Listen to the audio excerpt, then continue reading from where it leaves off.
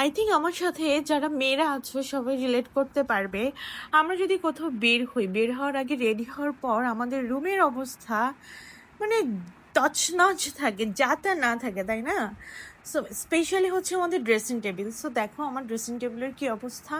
After makeup আমার dressing table প্রত্যেকবারই এমন হয়, এর থেকে আরও বেশি ম্যাচড আপ থাকে। সো ও বাই দ্য ওয়ে, তোমরা কি আমার মিরর লাইটটা দেখতে পাচ্ছ? বলো তো এটা আমি কোথা থেকে নিয়েছি?